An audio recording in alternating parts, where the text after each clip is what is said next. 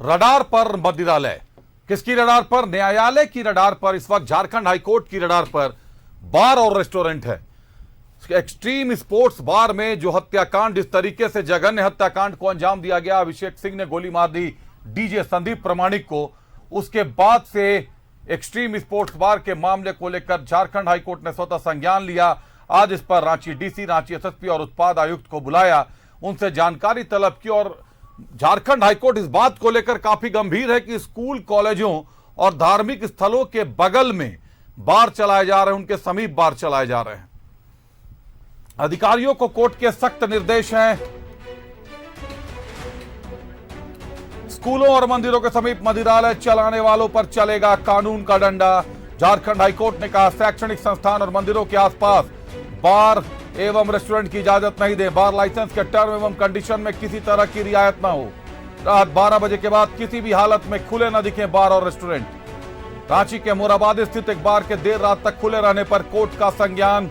Main road के extreme बार में गोलीकांड से डीजे चलाने वाले युवक की मौत का भी मामला। पुलिस रखती नजर तो नहीं होती रांची के एक्सट्रीम बार में हत्या, हाईकोर्ट ने यह कह दिया है। मोहल्लों में, स्कूलों और मंदिरों के समीप कैसे खुल गए बार? झारखंड हाईकोर्ट ने सवाल पूछा है। झारखंड हाईकोर्ट की रडार पर राज्य के बार और रेस्टोरेंट हैं।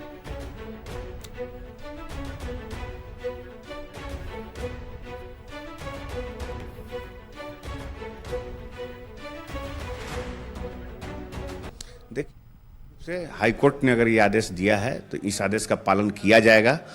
और सरकार की हमेशा से यह प्रयास रहा है कि स्कूल, कॉलेज, मंदिर और जितने जो शैक्षणिक संस्थान हैं उनके बाहर या आसपास 100 मीटर के दायरे में ऐसे बार का संचालन या शराब दुकानों का संचालन नहीं होना चाहिए। अगर कहीं हो भी रहा है तो उस पर सरकार कार्रवाई करेगी और उस जगह से उसको स्थानांतरित करेगी। चूंकि दुकान भी नहीं रहनी चाहिए, हमारा ऐसा मानना है, और सरकार इस दिशा में पूरी तरह से गंभीर है। हाईकोर्ट के आदेश का पूरा पालन किया जाएगा। रुक करते हमारे सहयोगी अजय लाल हमारे साथ जुड़े हुए हैं। अजय, बड़ी बात कह दी आज झारखंड हाईकोर्ट ने। झारखंड हाईकोर्ट ने यह पूछ दिया अधिकारियों से कि मोहल्लों में बार और रेस्टोरेंट खुल गए हैं, महिलाओं का बाहर निकलना दूभर हो गया है। अजय, देखिए अभिषेक, माननीय हाईकोर्ट ने आज जो चिंता जताई है वो जायज चिंता है। चिंता इसलिए भी जायज है कि राजधानी रांची की तो बात आप छोड़ दीजिए, गांवों का दौरा करेंगे, देहातों का दौरा करेंगे तो देखेंगे कई ऐसे शराब की दुकानें, अब तो बार की स्थिति ऐसी हो गई है कि ये फैशन सा हो पड़ा है। छोटे छोटे मोहल्लों में बार खोले जा रहे हैं। और ये तमाम चीज़ें माननीय हाईकोर्ट ने जो चिंता जताई है आज, ये कहीं से भी ऐसा नहीं है कि ये तमाम चीज़ें पहले से ही, जब बार का लाइसेंस दिया जाता है, शराब की दुकानों के खोलने की अनुज्ञप्ति जब दी जाती है, वो तमाम चीज़ें उनके नियमों में शामिल है कि आपको क्या करना है, क्या नहीं करना है, व्हाट टू डू और नॉट। लेकिन होता यह है कि जैसे ही लाइसेंस मिलता है उन्हें लगता है कि सरकार के द्वारा उन्हें वरदान मिल गया कि कुछ भी मनमानी कर सकते हैं। और उसके बाद जिम्मेदारी आती है उत्पाद विभाग के अधिकारियों की, जो पूरे चीज़ों को कंट्रोल करता है। यदा कदा कहीं पर बहुत ज़्यादा हो हंगामा होने के बाद आपने देखा होगा कि छापेमारी होती है, लेकिन फिर से वो तमाम स्थितियां पहले की तरह शुरू हो जाती है। सवाल ये उठता है कि बिल्ली के गले में घंटी बांधेगा कौन? माननीय हाईकोर्ट ने जो चिंता जताई है, उस चिंता से राज्य की 3.25 करोड़ जनता वाकिफ है। ये 3.25 करोड़ जनता की चिंता है जो आज माननीय हाईकोर्ट ने जताई है। अधिकारियों ने कई तरह की बातें की होगी आज माननीय हाईकोर्ट के सामने, लेकिन मुझे लगता है कि कानून का डंडा जब तक इन अधिकारियों के सामने नहीं चलेगा, ऐसी स्थितियां नहीं बदलने वाली। आप किसी मोहल्ले में चले जाएं, रांची जो राजधानी रांची है, कई ऐसी शराब की दुकानें हैं, कई ऐसे बार और रेस्टोरेंट हैं जो मंदिर के बगल में पहले होटल के नाम से खुले और धीरे धीरे करके उसमें बार का पूरी तरह से व्यापार होना शुरू हो गया। और जो खबर है न्यूज़ 11 के पास कि रात्रि में 11-12 बजे के बाद वो तमाम चीज़ें होती हैं जिसको आप कह सकते हैं कि हद से पार करने वाली स्थिति। सवाल यह है कि माननीय हाईकोर्ट ने चिंता जताई है, अब फर्ज बनता है, अधिकारियों का ये रिस्पॉन्सिबिलिटी है कि वो माननीय हाईकोर्ट की चिंताओं को दूर करें, देखें। वो एक उनके पास तमाम दुकानों का आंकड़ा होता है कि कहाँ कहाँ बने हुए हैं, और जब लाइसेंस के लिए इनको जो लाइसेंस दिए गए थे उस वक्त क्या टर्म कंडीशन था, क्या वो टर्म कंडीशन को पूरा कर रहे हैं या नहीं कर रहे हैं। उसके बाद एक जो अन्य बड़ी समस्या है कि तेज आवाज़ में डीजे की आवाज़, कई बार खबरों छपी हैं, कई बार न्यूज़ 11 ने खबरें दिखाई कि किस प्रकार से आसपास के मोहल्लों में लोगों का रहना मुहाल हो गया है। कई ऐसे हॉस्पिटल हैं जहां पे शांति होनी चाहिए, लेकिन जब डीजे बनता है तो ऐसा लगता है जैसे कि पहाड़ पर कोई गीत गा रहा हो, फुल साउंड। निगरानी जिन्हें करना चाहिए, मुझे लगता है कि उनकी नीयत में खोट है। वो सब को जानते हैं कहाँ क्या हो रहा है, कौन नियम को तोड़ रहा है, किसने लाइसेंस लेकर लाइसेंस के नियमों को धज्जी उड़ा दी।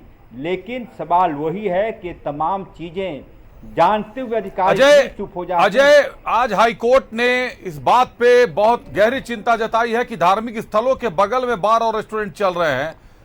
कड्रू में ऊना बार और रेस्टोरेंट है, उस मंदिर और बार और रेस्टोरेंट के बीच सिर्फ एक दीवार है 5 इंच की, और वो पूरी जमीन एजी कोऑपरेटिव कॉलोनी की जमीन है। अच्छे से नियम कानून लोगों को पता है, उसके बावजूद लोगों की भावनाओं को ठेस पहुंचाने के लिए ये कैसा खेल है। इसके अलावा अरगोड़ा चौक पर लिकर बार है, ठीक उसके सामने मंदिर है। धार्मिक स्थलों को लेकर हाईकोर्ट गंभीर है, और इस तरीके से कम ये दोनों बार तो फिलहाल नजर आ रहे हैं जो बिल्कुल धार्मिक स्थल से सटे हुए हैं। बिल्कुल अभिषेक, आपने जो चिंता जताई है बिल्कुल सही है। जिस आप औंडा रेस्टोरेंट बार की बात कर रहे हैं वो न्यू एजी कोऑपरेटिव कॉलोनी की जमीन है। नियम ये कहता है कि उस जमीन पर सिर्फ और सिर्फ एजी ऑफिस में काम करने वाले लोग मकान बना सकते हैं या फिर अपना आवास बना सकते हैं। लेकिन बात वही है कि बिल्ली के गले में घंटी बांधे का न्यू एजी कोऑपरेटिव कॉलोनी का हाल यह है कि औने पौने दाम में किसी को रेस्टोरेंट खोलने के लिए, किसी को होटल खोलने के लिए, किसी को मॉल खोलने के लिए जमीनें दी गई। आपको आश्चर्य होगा कि न्यू एजी कॉलोनी में पिछले 25 सालों से सोसाइटी का चुनाव ही नहीं हुआ। वहां के एक स्वघोषित कपिल देव गिरी अध्यक्ष बने हुए हैं न्यू एजी कॉलोनी की, और उनके पास डंडा ऐसा कि कोई उनसे बोलने की हिम्मत नहीं करता। अरगोड़ा चौक की कहानी भी वही है। अगल बगल में मंदिर है, धड़ल्ले से शराब बेची जा रहे हैं, और कहानी यहीं तक खत्म नहीं होती। जब कभी छापेमारी की सूचना होती है तो जैसा कि मैंने पहले भी कहा कि अधिकारियों को खुश करने की कोशिश होती है, और अधिकारी खुश होकर कई बार बैरंग लौट जाते हैं। जब तक कानून का अजय, आपको बता दूं कि ऊना बार एंड लाउंज जिनका है वो दून टेंट हाउस के संचालक भी बताए जा रहे हैं। अभी जो खेल में घोटाला का मामला आया है वो दून टेंट हाउस का जुड़ा मामला है। सरकार में गहरी पैठ बताई जा रही है इन लोगों की। वहीं दूसरी तरफ अगर बात सरकार की करें तो अगर हाईकोर्ट बार को लेकर सख्त है तो शराब की दुकानें जो चल रही हैं, जिन्हें राज्य सरकार का उत्पाद विभाग चला रहा है, जेबीएसएनएल चला रहा है, जेएसबीएनएल, आखिर उसमें तो ये साफ नियम है लाइसेंस लेने के लिए उत्पाद विभाग में कि शराब की दुकानें धार्मिक स्थलों और शैक्षणिक स्थलों से कम आधे किलोमीटर 500 मीटर की दूरी पर होंगी। बार और रेस्टोरेंट के लिए भी नियम है, रूल्स बुक में है। जब एसडीओ परमिशन करते हैं उसके पहले थाना प्रभारी जांच करते हैं, इंस्पेक्टर जांच करते हैं, डीएसपी जांच करते हैं, सिटी एसपी एसएसपी से होता हुआ चला जाता है एसडीओ के पास, तब एसडीओ उस पर रिपोर्ट करते हैं।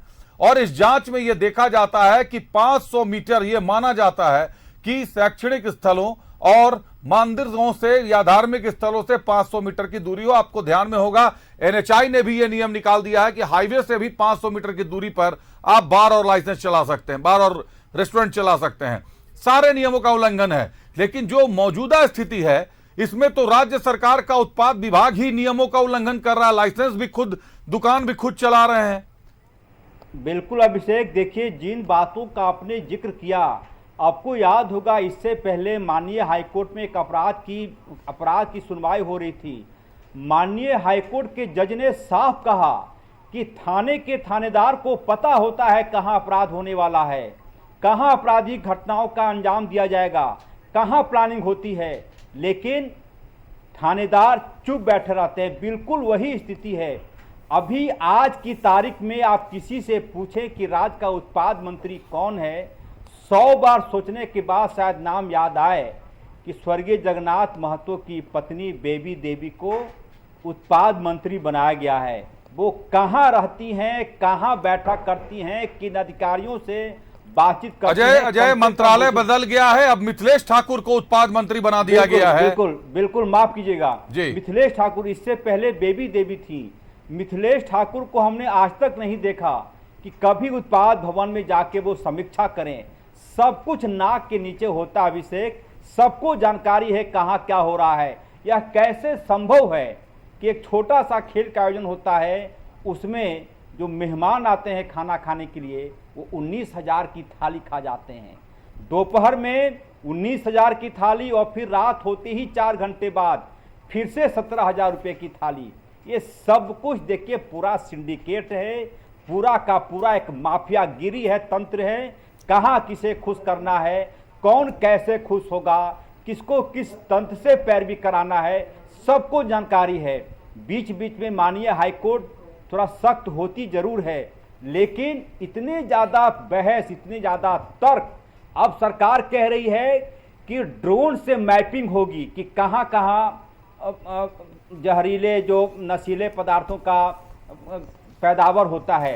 सब विभाग जानता है, विभाग के अधिकारियों को जानकारी है, लेकिन 1 तारीख के बाद दूसरी तारीख अधिकारियों की कोशिश ये होती है कि माननीय अदालत के सामने मामला आया है, कुछ भी आश्वासन देकर आप नई तारीख ले लें, नई तारीख के बाद कुछ और सिचुएशन होगा, फिर नई तारीख, ऐसे ही तंत्र चल रहा है। मुझे लगता है कि माननीय हाईकोर्ट को थोड़ा और सख्ती दिखानी होगी, दिखाना होगा कि कानून का चाबुक कैसे होता है, तब जाकर बात बनेगी। नहीं तो टाल मटोल का रवैया, सुनवाई हुई, फिर अगली तारीख पड़ेगी, फिर कोई नया तर्क दिया जाएगा, चीजें ऐसी ही चलती रहेंगी। अभिषेक, पर मोहल्लों में चलने वाली शराब की दुकानों और बार को लेकर हाईकोर्ट ने गहरी संवेदना भी जताई, चिंता भी जताई कि आखिर इस तरीके से घटना हो रही है। और एक बड़ा हाईकोर्ट ने एक बड़ी टिप्पणी की है अजय। हाईकोर्ट ने यह साफ कहा है कि अगर पुलिस मुस्तैद होती तो एक्सट्रीम स्पोर्ट्स बार में हत्या नहीं हुई होती, पुलिस वहां पर गश्ती पर होती। हालांकि आपको जानकारी होगी कि जब न्यूज़ 11 ने खबर प्रमुखता से चलाई थी कि पुलिस की लापरवाही है, उस वक्त पुलिस ने भी पल्ला झाड़ा था। बाद में चुटिया इंस्पेक्टर समेत 7 लोगों को सस्पेंड कर दिया सीनियर एसपी ने।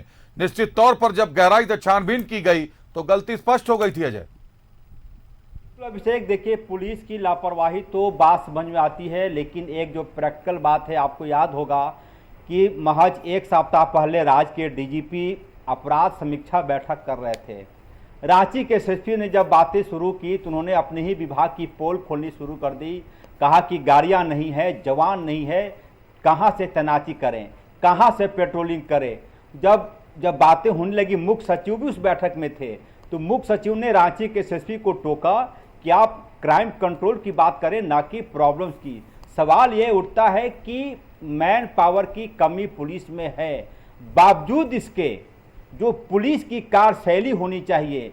राजधानी रांची में यदि डकैती हो जाए जेवर दुकान में, राजधानी रांची में यदि किसी की कार लूट ली जाए, तो आप समझ सकते हैं कि सब कुछ भगवान के भरोसे है। यदि हम और आप जीवित हैं तो ईश्वर की कृपा ज़्यादा है।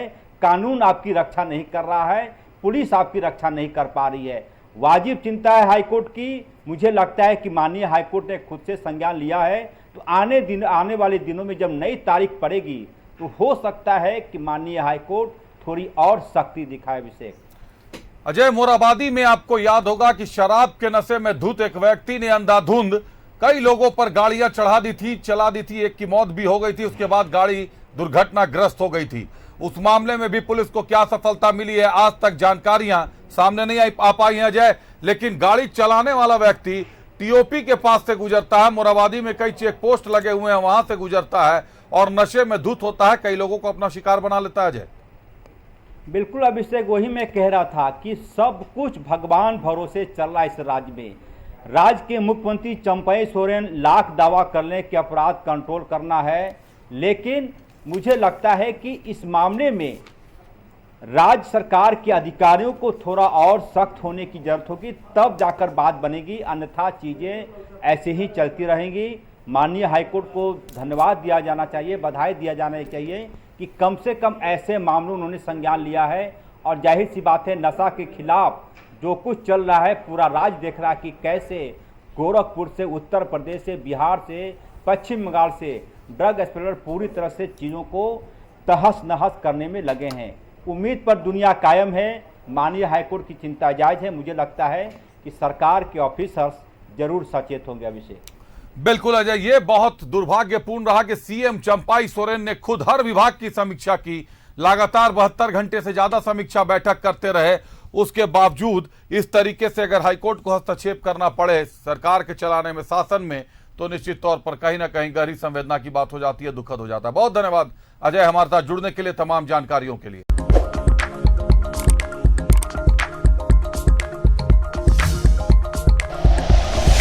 Like and share videos, subscribe करें हमारा चैनल और प्रेस करें बेल आइकॉन। न्यूज़ 11 भारत, सच है तो दिखेगा।